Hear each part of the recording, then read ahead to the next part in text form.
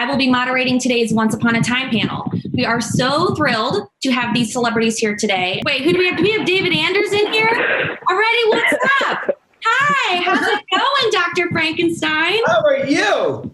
I'm great. I got through all my housekeeping items. I'm excited to talk to you all now. Well, everyone, yay, big claps. Okay, let's bring in Granny Lucas, Beverly Elliott. Yes! Woohoo! Yes! Hi, everybody. Hi. Hi, David Andrews. Hey, Bev, how are you? I'm so good. How are you? I'm well.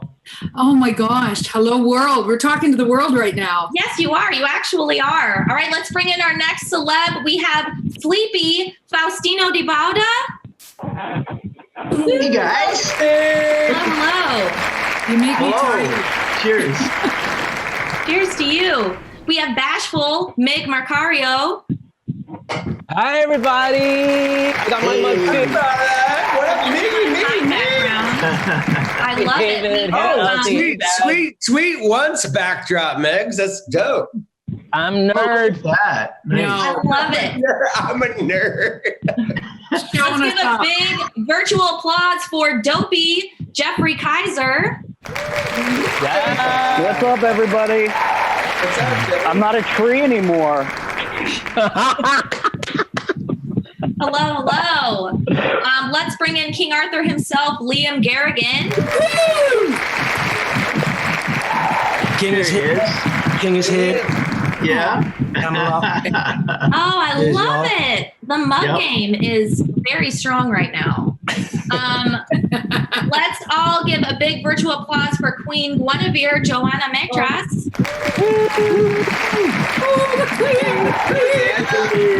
Hi, everyone. My queen. Hello. All right, we have more from Camelot, guys. Give a big round of applause for Merlin Elliot Knight. Yeah. Hey. The mug game. Love it. I feel bad if the next folks don't have a mug. All right. It's Daniel Coulter, Noah Bean. No. Where'd you guys get all these mugs? That's so cool. Season 1. Yeah. Memo? Season 1. And last but certainly not least, Gerhardt Frankenstein, Chad Michael Collins. Woo!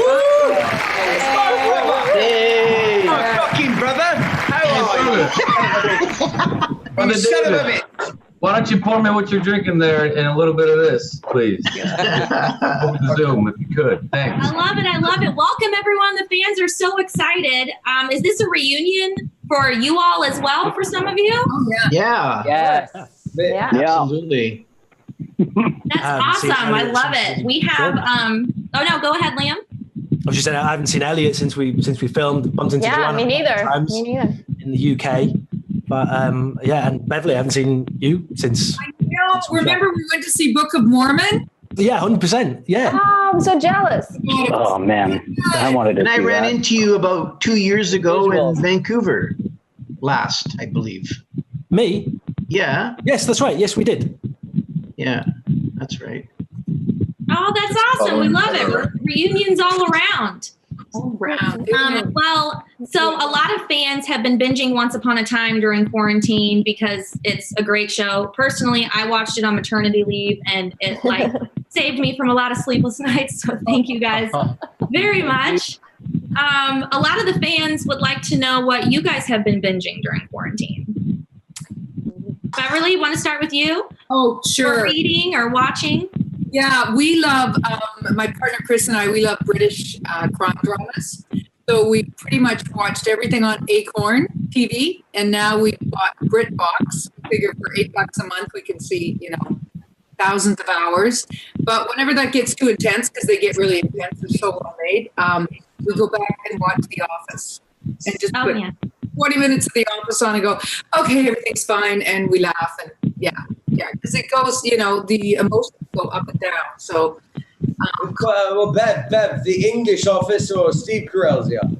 you know what? We watched the American one. I haven't watched the English one yet. You are in for a treat. Liam, I'm sorry. I apologize. Treat, I suppose. You're a treat, I suppose. Yeah, no. Okay, but that's what we'll do. We just keep going back to the American one. We will watch. I love it. Anyone else been binging good TV? I don't know if it's good TV. I could watch. I could watch your unique tastes. Every season of Fleabag I could watch. Oh yes, every season. But past Fleabag, sports. No, that's not right. Reruns. Yeah. Reruns of sports. No reruns of sports. I'm saying you having to watch sports. I've been watching a lot of normal people. Really cool. Anybody HBO watch normal stuff. people? Normal people. Yeah. Oh, I really want to watch that. So sad. Love it. I've been working. Mig, what HBO have you been watching?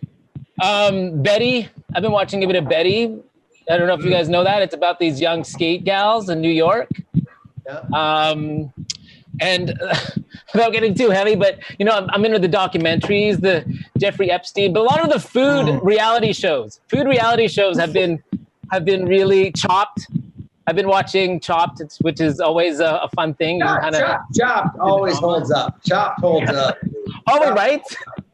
Same formula, 36 seasons. Same formula. Never gets tired. That's awesome. I would say that I've been watching less TV and playing more video games, like so many of us. Yes. And my man here, Elliot Knight, the last time I saw him was when we were making a video game called Call of Duty. So I've been playing a lot of Call of Duty. Look at that hair, Chad. I know, man. Right. He's the longest I've ever seen your hair, bud. I know. It's brother of mine. Crushing. It's out of control. It's been Call of Duty and just hair growing for Looks great. Don't listen to them. You're killing it. I've been working in my garden. Too, Anders. No, sorry. Oh, that's awesome, guys. Yeah, Well, we want to get Anders to some of the fan questions. They're coming in. For a question for the Camelot folks, what made your character so unique, specifically Once Upon a Time, in a sense that they're based off of timeless and iconic characters? What did you three love about what the show did on screen? I love how independent and strong Guinevere is, because I feel like most of the times it's just around the romantic side of it. And I feel like in the show, like they really make her a leader, and with that end, like she actually is the one that goes back and takes charge and leads Camelot. I must say, much better than King Arthur. Yes. Yeah, all right. I got to give you that. A much more kind leadership. Mm-hmm. Well, I think it's what the show does so brilliantly with all of the characters. It sort of presents you the characters that you think you know from fairy tales and myths and legends, and it kind of turns them on their head and makes you look at them in a different way. King Arthur is the sort of noble, heroic king in the majority of the literature, and in this he's sort of a broken man who feels illegitimate, and he's doing everything he can to find legitimacy, I suppose, and he kind of gets sucked into the sort of dark pit trying to do that. So that's what I found. And what I think is really interesting about the show as a whole is that it sort of subverts your expectations of the characters that you think you know and love. So, I just want you to keep talking. I love your voice. Right, Liam, the next 30 minutes. We like your voice too, Bev. Elliot, what about making me you? blush. From the start with me for Merlin, what I really appreciated about, the guys' choice for casting what they were looking for is they made the most of an opportunity for diversity in the fantasy world, which, we really do need a lot more of. Always have, still do now. And, as far as I'm aware, this is what I was saying at the time when the show was out, this is the first ever non-white representation of Merlin on any mainstream platform. it's crazy that that's the case for, not great reasons, but also incredible reasons. So it meant a lot to be able to bring life to that first representation of an updated, more relevant version of Merlin. That's awesome. You're a wonderful Merlin. We have more fan questions coming through. Shannon Ruskow wants to know, what did you all take from set, if anything? You guys probably can't get in trouble now because it's been too long. I didn't steal it. They gave it to me. I got Joana, I got my hair extension. Oh, you got your hair extension. Which would not fit so well now, or at least would be an interesting look. But yes, I did get my hair extensions.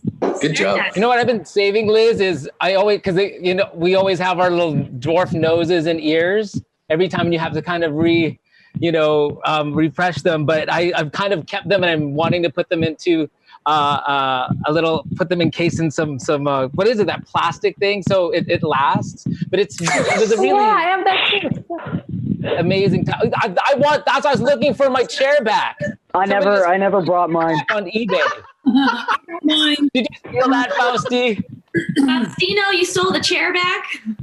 They gave it to us. Man, I took it. What the, it was there. It's like, you Good, guys got need your it. name on it. It's really yours. I'm going to take it then, okay? Yeah, I took my pants. I have 3 pairs of dopey pants. I think it's legal now for me to have them, but one of them is this stoner purple with some nice little purple accents on it. Another one, I don't think it was ever on camera, but it's like camo but pink. And then I've got a hoodie, but I don't think I ever got my Geronimo Jackson. I think that's what it's called. Jack. Yes, thank you. Yeah, I never got those T-shirts, but I'll always have it in here. Very nice. Very nice. I actually, the last time I did Once Upon a Time, I had the bright blonde Billy Idol fucking hair. I started with iZombie with a forehead. And I ended up here with a 9 head.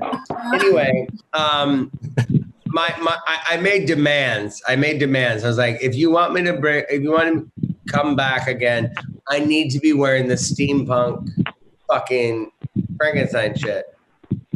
And I wanted to go home with that steampunk Frankenstein coat, and I didn't go away with it. I forgot because I had to be on iZombie at 6 a.m. the next day. So I blew it. So I never went home with anything. That's all right. The fans still love you.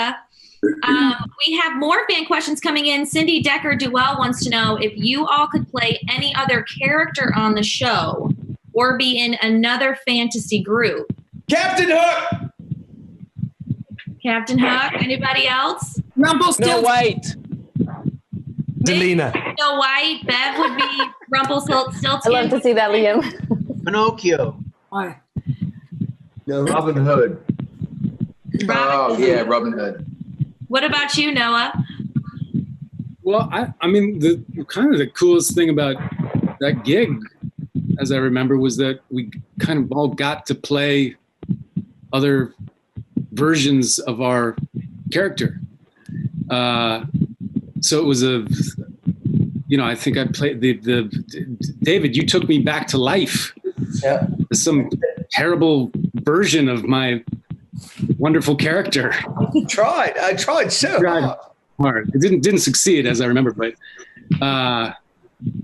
so I don't know. That was kind of I got a chance to kind of play the flip side of a character, which is pretty cool. But anybody else? I don't know. Jeez. Beverly. I just want to be Beverly.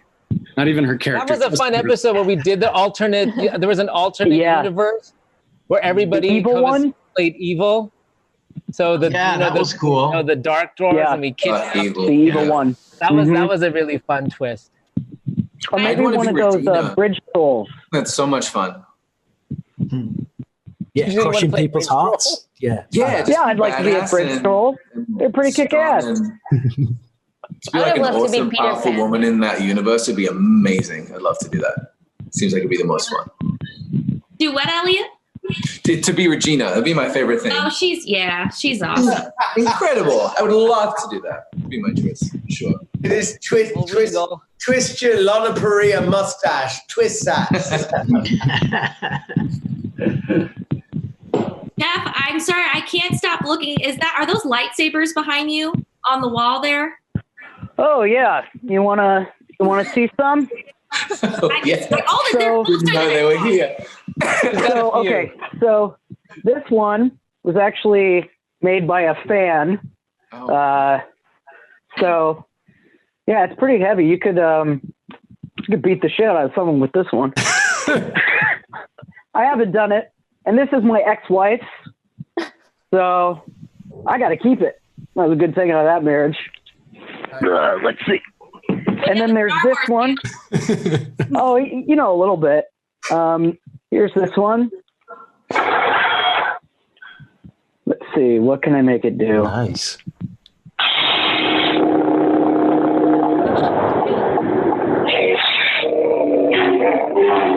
No. That's some pretty serious There you go. stuff. That's the beginning of his Well, collection. you know, when you're a nerd. Speaking of J.J. Abrams, he has never hired me since Alias against, and he's intensely loyal. So go fuck yourself, J.J.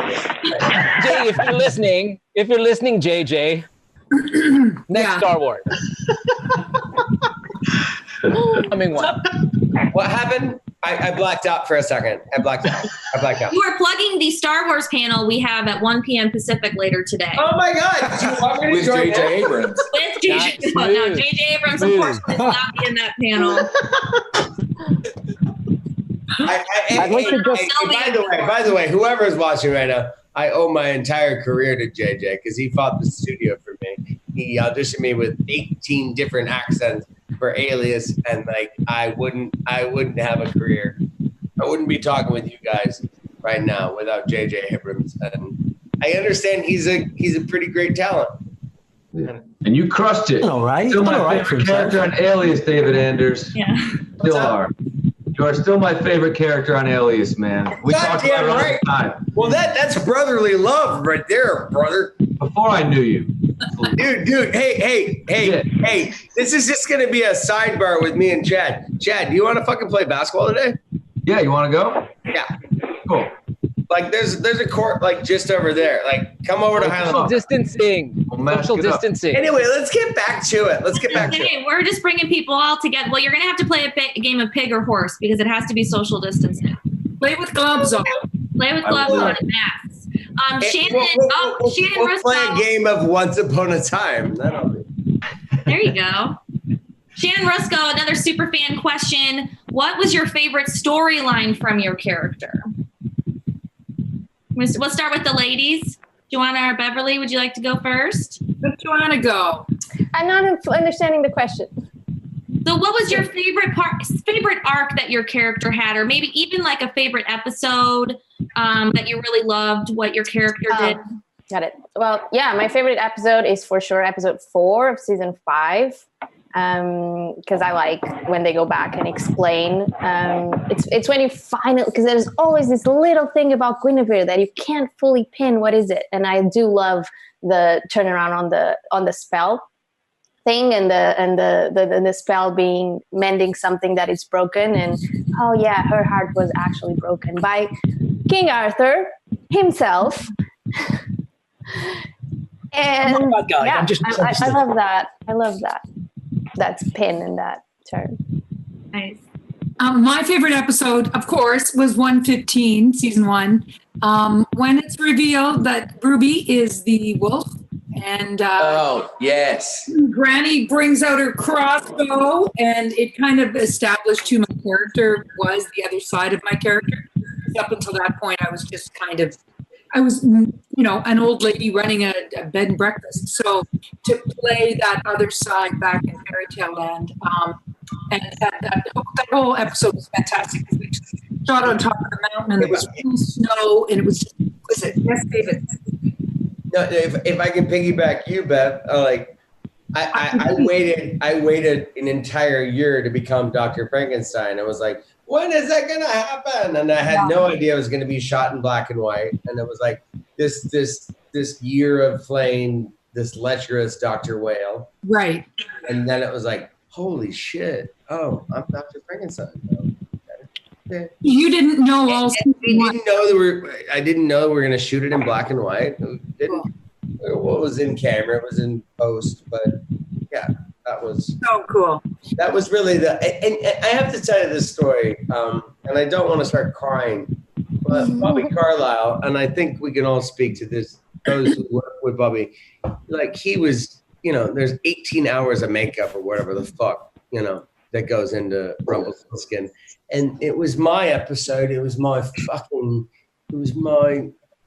Frankenstein episode. And I'm so hard on myself. And I don't know, those of you that worked with me, I'm very hard on myself. Like I cut directors, I cut myself, I punch myself in the face.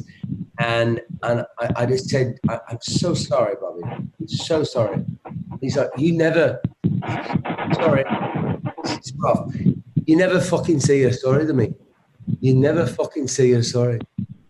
Never. You're almost there. You never fucking apologize to me. And that's Bobby for you. And like, I wanted to get him out of his makeup. I wanted to get out of my Frankenstein, whatever. And Bobby Carlisle is. I agree. Absolutely. I love Bobby. Sure. Bobby's men amongst men. Men amongst Beverly. I wanted to say too, I loved that episode when I knew I was going to be on the show, and I watched all the way through from the beginning. And that one that you pointed out, 115, was great. And when I was on set in season 5, we didn't get a lot of time together, but you've always had such a great energy on set. I was going to say before, and I appreciated that. It was really cool. And it's, Thank I mean, this is the most I've ever got to interact with you properly, but it's, I think for people coming into the show, and that's a few of us for like a brief period of time and then going out, and then there are the core family of you that are there the whole time. It really, speaking personally, made a huge impact to feel so welcomed by those people who, they're welcoming you to their home turf, and it's really great to speak to what David's talking about as well. So I appreciate that. Such a vast show where like, a lot of us, like we could hang out at the Sutton place, but it's like, we never worked together. A lot of us never like really worked together. Where it's like, it's such a vast show where it's just like, oh my God, there's that other storyline, right? Was there a bunch of different sets? Like, was there like a green screen set, a Storybrooke set, a forest set? Oh, yeah. And they kept changing them too. And tons of locations. Yeah, there was a giant pool set as well. You remember that? The thing, I never got to go in there. Yeah. I always wanted to go have a little swim. Nope, they won't let me. But just piggybacking on what Elliot was saying, this was honestly the best experience I've ever had arriving to a show that at the time had been running for 5 years. Those people had been working together for 5 years. We were like the new ones, didn't know anyone. And I've never felt so welcomed, so fast, and such warmth, and how well everyone got along. I remember when I booked the show, my manager telling me, oh, the word around town is that it's like the best show to work on because everyone is incredible, and the crew, and I could not agree more. Like, everyone was so amazing and so warm, and it was magical. Yeah, sure. Always great to hear as fans. Some more fan questions. One for the dwarves. What was your favorite dwarves moment? It would be in season 1, episode 8. Mig, is that the one we did 14. With all of us? I know you're talking about 14, the dwarf episode. It's 14. Yeah, 14. Okay, there you go. Yeah, that was fun. That was a lot of fun. Is that Dreamy? Is that what that was? Yeah, Dreamy. Correct. Yeah. Yeah. Speaking of dwarf episode and dwarfs, I just want to, can I take just a second to just give a shout out, and I know his spirit is here to shout out to Gabe Kuth. Yeah. Sneezy. Yeah. I want to bring it down, but it's celebration of the show and the celebration of him. Yeah. You miss him. We miss you, Gabe. Yeah, I miss you, Gabe. Miss you, Gabe. We have another fan question from Cornelia Marafante. She has a question for Noah. So I love Daniel, and I was disappointed they didn't develop his character before he died. How would you have developed his story if you could? Don't blow this, Noah. Is it too late to get back on the show? Reboots are, I would never, think it might not happen. Yeah, no, I only did I did 2 episodes, but it's amazing that the impact of the show and the size of the show is really astounding. That how even this little, being a small part of it has definitely felt like you're part of a giant world. I don't know. I think kind of part of the magic or part of the importance of Daniel was that he didn't stick around. I think that if there had been a much more, he was a pivotal part in Regina's becoming evil and her heartbreaking. So I think it probably would have. I don't know if it would have worked. That if he had stuck around, it would have been nice.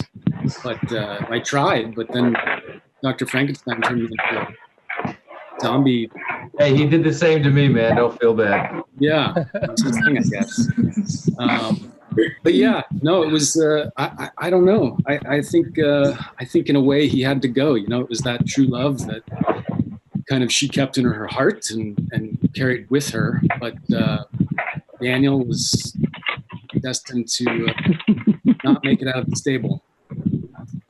But that was probably, Barbara Hershey. I got my heart ripped out by Barbara Hershey, which was pretty cool. Sweet Babby Hirsch, man. That's awesome. Sweet Babby Hirsch shout from Noah Green. Proud of it. That on the reel.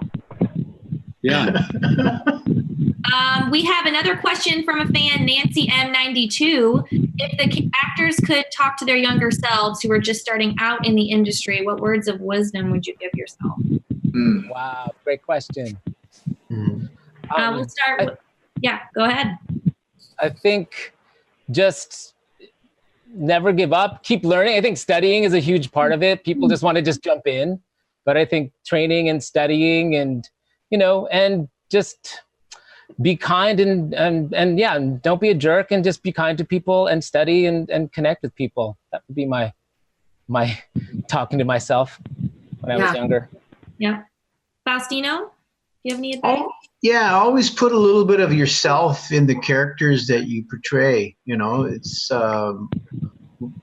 we are our instrument, right? That's all. Chad, do you have any advice? I would tell my younger self, never work with David Anders. Kidding. We had a blast, and I learned so much. I'm gonna destroy you in one-on-one later today, buddy. You watch your mouth and also grab a broom and swiffer it up, brother. No, I'm kidding. I would tell myself the complete opposite. As I said before, I grew up. When I was in college, I watched Elliot, and I was a big fan of David. So when I got to fast forward, become an actor years later, and work with him on set, I really looked up to him, and I think that's a big thing for any actor who's lucky enough to get on set. Even if you're starting a career, you're always going to find fantastic actors that you can watch and learn from and ask questions of. And I highly encourage that of anybody, and would encourage myself to have done it more when I was younger. Love you, Chad. Anyone else have some advice? Mine? Go ahead. Go for it, Beverly. I love your voice. Okay, I'll be quick. My 2 favorite sayings that have got me through, throw your hat in the ring. Somebody's going to get the jobs. There's people go, oh, there's no work. Well, somebody's working. So just flip your mind. It might as well be me. Throw your hat in the ring and leap, and the net will appear. Sometimes I did what, oh my God, I can't do this. There's no way I can do this. But you jump, and then you figure out how to do it. And you land on your feet because you're just going to. It's human nature. So that's what gets me through. Whenever I'm scared, I'm going in the right direction.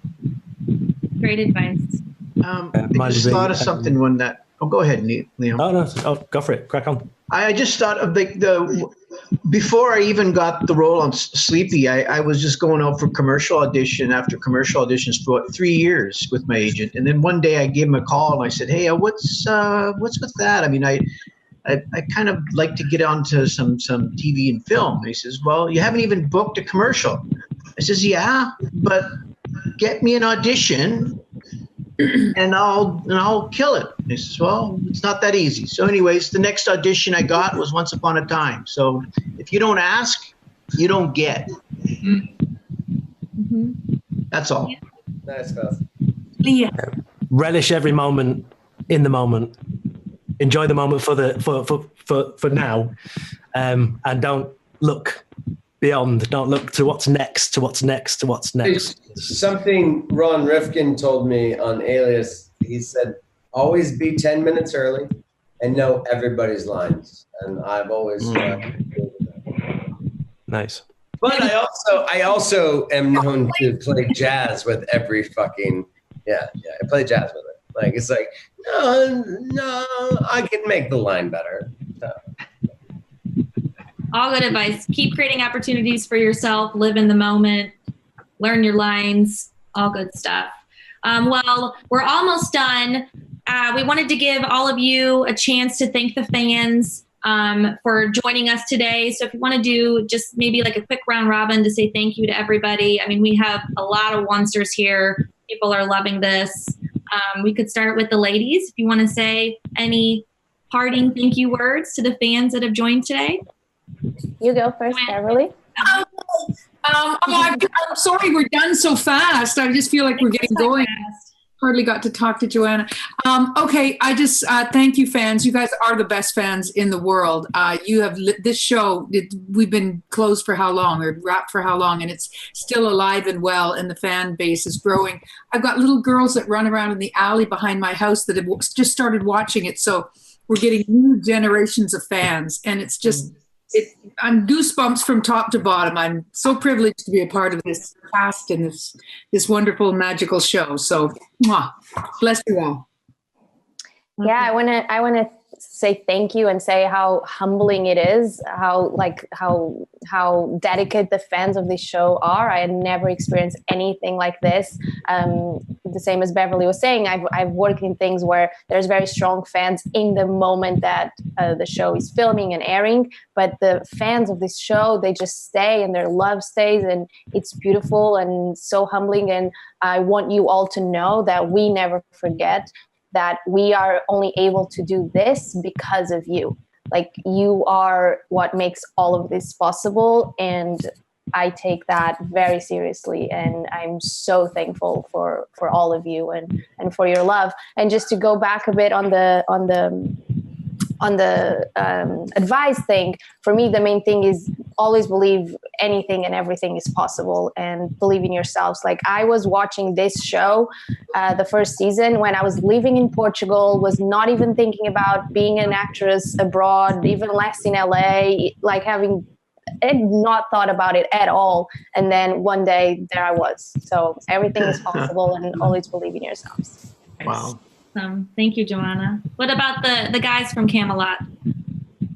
I mean, I think the ladies have basically said it a million times better than I'm ever going to. But yeah, it's just big love, huge thanks for all the support, and for welcoming me and us into the wider Once Upon a Time world. And yeah, it's really, truly humbling to be a part of this, and to see the life that it has 2, 3, 4 years after, I hung up my broken sword. Don't know if that analogy really works, but yeah, thank you. And it's been an honor to be here, and it's great to catch up with all you guys, and thank you very much. Awesome. Yeah, you guys are definitely the best fandom I've ever experienced or heard of. And you see that, you don't just feel it yourself, you see it in everyone else who's a part of the show, which obviously means a lot to a lot of people. It's had a huge impact on my life. And like Joana beautifully said, none of us would be here and get to enjoy this time and experience without the support and energy from you. So thank you so much for continuing to do that even now. It's just crazy. Like, I shot my stuff for this 5 years ago, I think.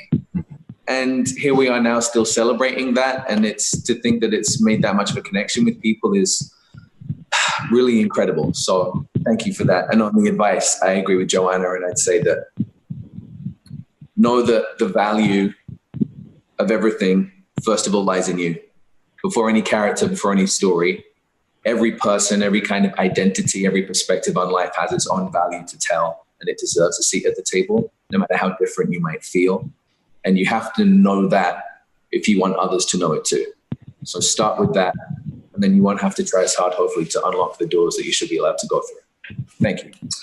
Wonderful. Thank you. Thank you. Noah, do you have any parting words for fans? Sure. Thank you so much for including me, and just to piggyback a little bit how beautifully Elliot put that, but every fan that's ever reached out or had any kind of interaction with me regarding the show, it's been filled with such positivity and a real open-heartedness and honesty, which is, I think, unique to fandoms. So it's a beautiful testament to not only the show, but to this group of people, to this fandom. So thank you for being so kind to me and to each other. That's great. Well, then go through. Can we all say, everybody, on the count of three, say once upon all time. Once upon an all time. Yeah? No? Okay. 1, 2, 3. Once upon all time. Time. Thank you. I love it. Love it. Does I had a fun time. Anyone else have any other words they'd like to say before we wrap up here? Yeah. Fans, everybody said it. They're beautiful fans. I treat them like they're friends because they really come across as friends.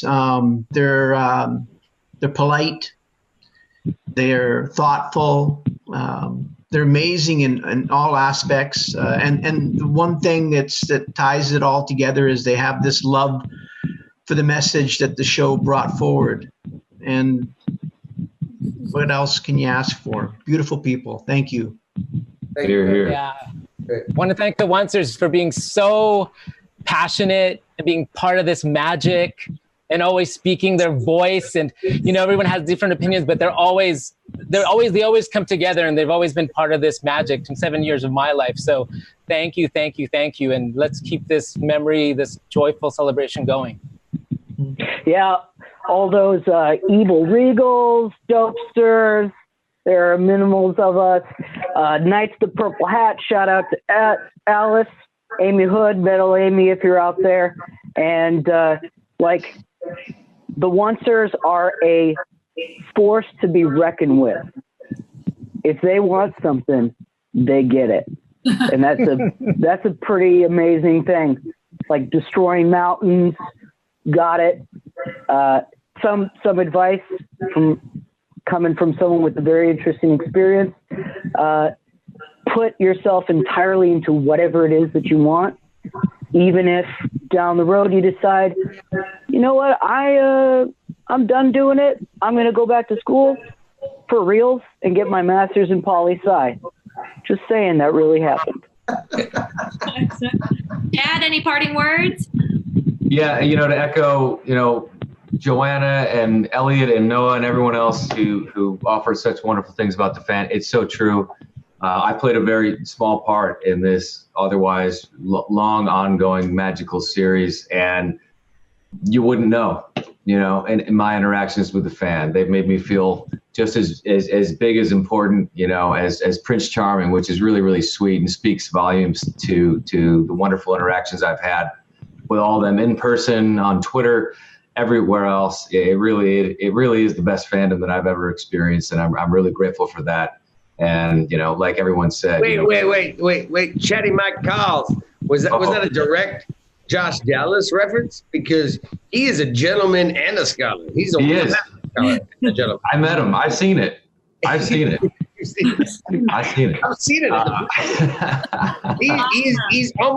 He's too jerk of a gentleman. He's that much of a He's a charming of charmings. Yes, he is. Sure. Well, David, I know we did your shout out, but I wanted to give you a chance to say anything else to the fans before we wrap up. Well, to comment on my brother, it was a magical experience that we had, and it's not magic, it's science. Awesome. Well, everyone, mic drop. Well, everybody has said that they want a movie, and I'm pretty sure I speak for you all in saying that you'd be down should your character be able to come back for a movie. Oh my God.